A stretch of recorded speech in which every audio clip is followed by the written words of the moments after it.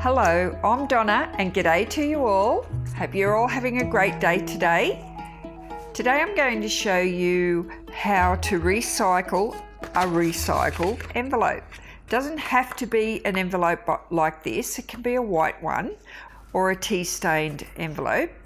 I just happen to have this recycled paper styled one. This one here is a little bit messed up because what I do, I got this here. I save these envelopes and I cut out these printed part of the stamp on the envelope, and I make little clusters and little postage paid stamp circles here out of this area here. I have got a video on that if you'd like to. I'll link it below for you and you can go and check that out. And I can reuse those as well. So you can do two things with this type of envelope. This one here is what I cut this one off, and then I ripped down further to make another cluster, which is this part of the paper, and I put that behind this round one. So I have made two out of that. So now I can shorten this envelope and use it in a journal as well. So what happens when you've got an envelope that's just too long for your journal? You probably think, well, I can't use it.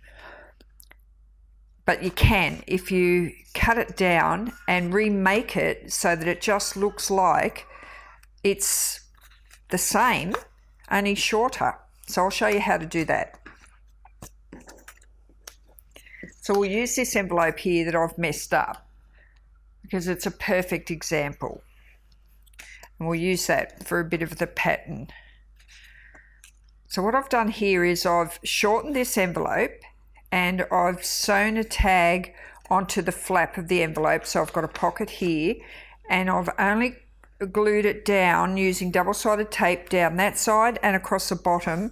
So now I've got another pocket at the back here, and it just gives me that little bit more freedom. You can glue it across the top and just have a side loading pocket, or you can glue it at the bottom and have a top loading pocket. I decided to leave open two sides and just have it totally like that so that I can just very quickly put anything in there. So let's go ahead and make this one a little bit shorter.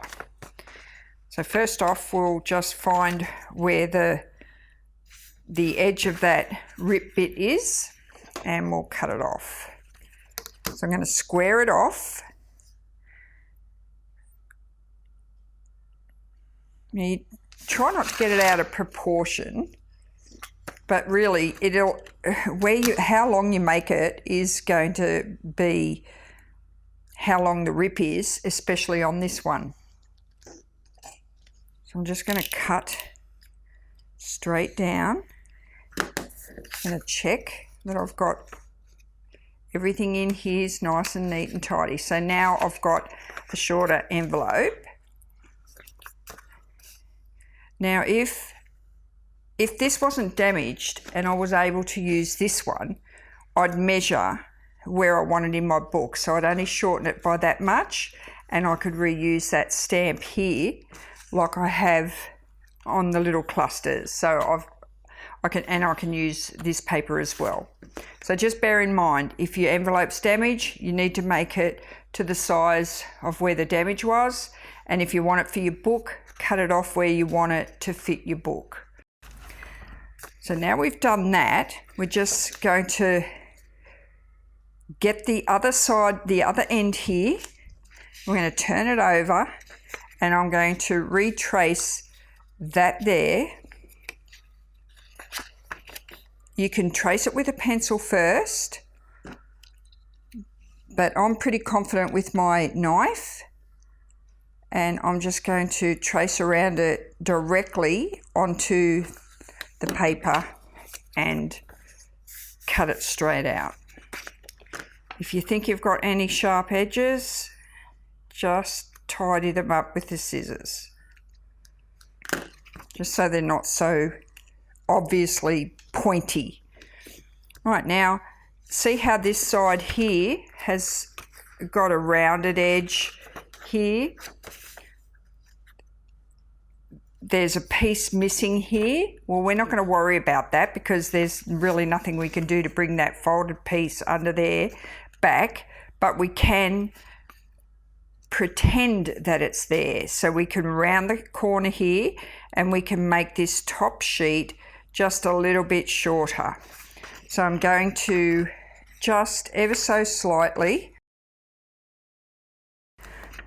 bring in my scissors. I'll use a bigger pair, and I'm just going to cut in a tiny little bit on an angle, and I'm going to come back to nothing on the corner. And I'm just going to pull that off. If you've got a sharper pair of scissors with a pointy edge, you can come straight in and tidy that up so it's not so furry at the bottom, so that gives a neater cut. So see now how that edge there is in a little narrower, and now that edge is as well. So we'll round this edge here to mimic the other side. I'm just going to use the right, I've got two sizes. I've got a smaller one and a larger one, and I think that's reasonably large, that one. So now I've got what looks very similar to the other side. So we need to stick that down.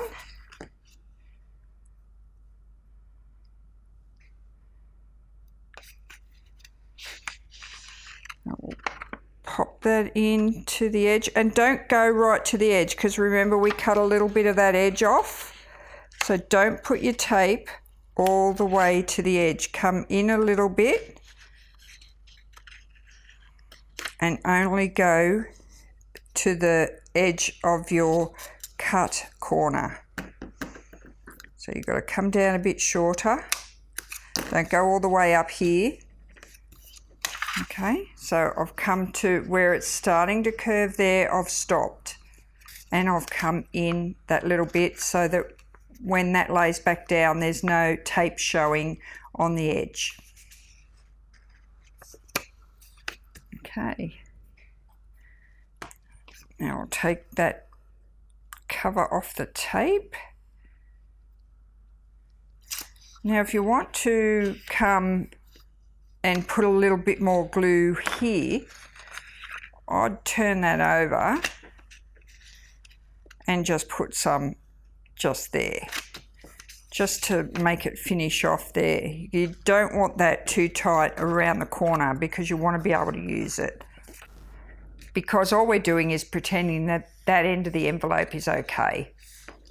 So now we've got an envelope, shorter, that we can, because we don't have to worry about that. If you wanted to use this envelope, you could decorate it. You could put your, all your clusters and bits and pieces on it and, cover that up, and that's good to go. That's a really nice size envelope. It looks balanced, it looks in proportion, and that would be good enough to put in your book. Like I said, you could use that with a white envelope or tea-stained envelope. It would still work really well. And let's just find a page that this might suit.